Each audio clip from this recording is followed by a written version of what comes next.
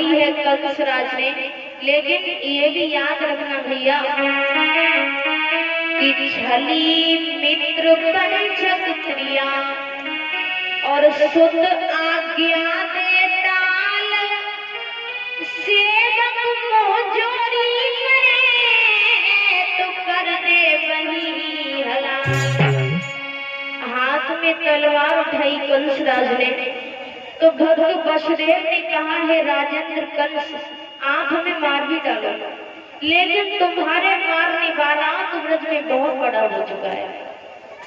बाबा नारद जी ने समझाया, कंसराज, वसुदेव देवकी को मारने से तुम्हारी कोई भी समस्या का निदान नहीं, क्योंकि कन्हैया बलराम से तुम्हारी रिश्तेदारी तभी तक है जब तक वसुदेव और देवकी जिंदा है। इन्हें मारो मत, इन्हें मथुरा के बंदी गृह में डलवाओ और कार्तिक कृष्ण पक्ष चतुर्दशी तिथि में तुम एक धनुष की मथुरा में रचो और उसी यज्ञ के बहाने से निमंत्रण दे करके तुम कन्हैया बलराम को बुला करके उनकी नरशंस हत्या करवा देना। इतना कहकर नारद जी चले गए। कंसराज ने एक खत लिखा, अक्रूर जी से कहा है, अक्रूर जी आप मथुरा से वृंदावन चले जाओ, कन्हैया बलराम को बुला कर लाइए।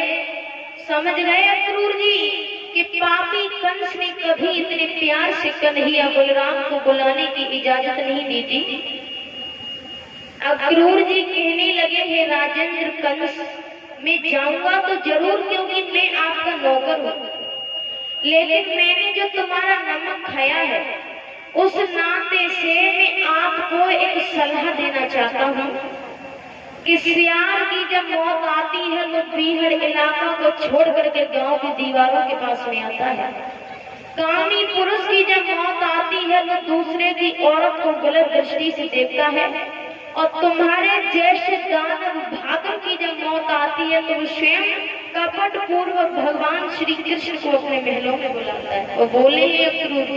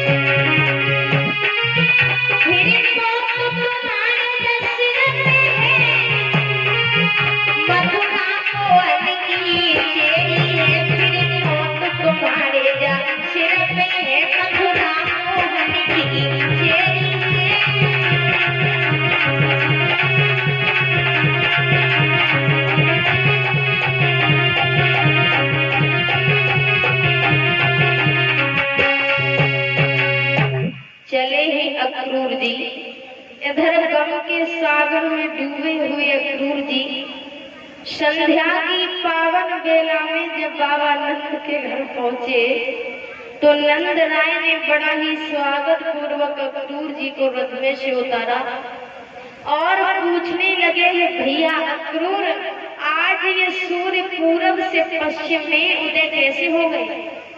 लगातार संदेश भेजे, लेकिन हम गरीबों के द्वार पर आने की आपको कभी फुर्सत नहीं मिली, और आज बिना बुलाई कैसे चले आए भैया? तो आंखों में आंसू लेकर के कंसराज ने आंखों में आंसू लेकर के अक्रूर जी ने अपने चचेरे भाई नंद से कहा, अरे कंसराज न्योतो दे और वृंदावन हमें पठाओ।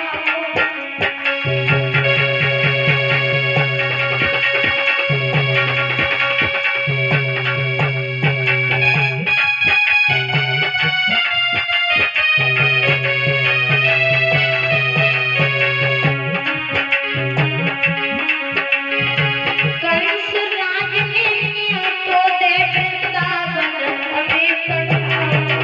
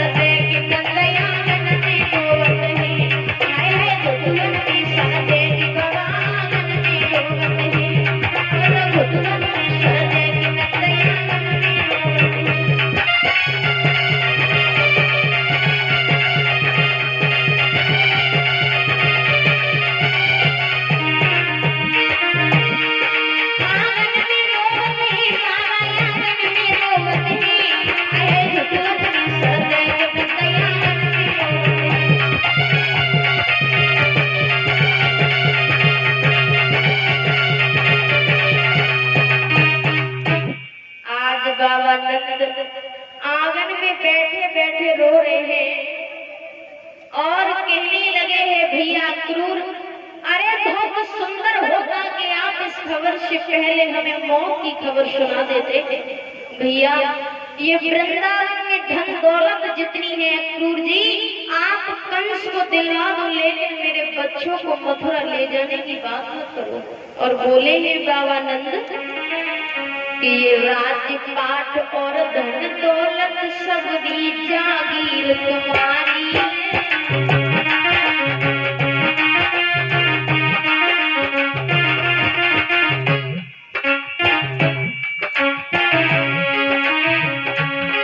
ये राज्य पाठ और धन दौलत सब दी जागीर तुम्हारी है। मोहन को मथुरा ले गई ये बाबा नंद भिखारी है।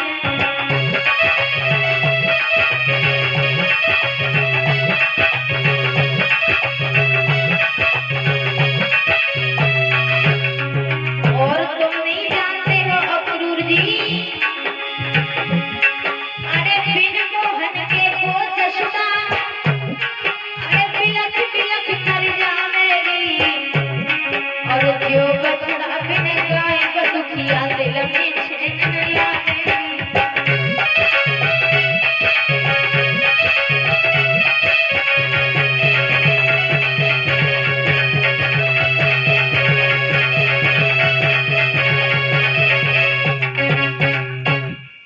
बाबा नंद आंगन में बैठे बैठे रो रहे हैं।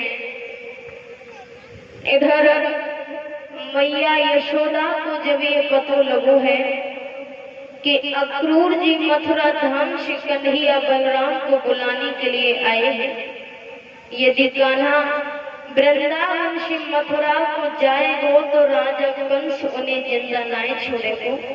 तो मैया यशोदा को तो जो मालूम पड़ी हो तो मानो सारा संसार ही अंधकार में डूब गया हो।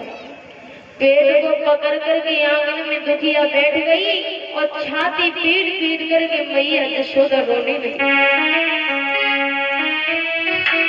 अरे सुनी कंस की बात बिगल भव गात के भव सना को, और मानो पेट में मारी छुरी रे हुई भाई कमा।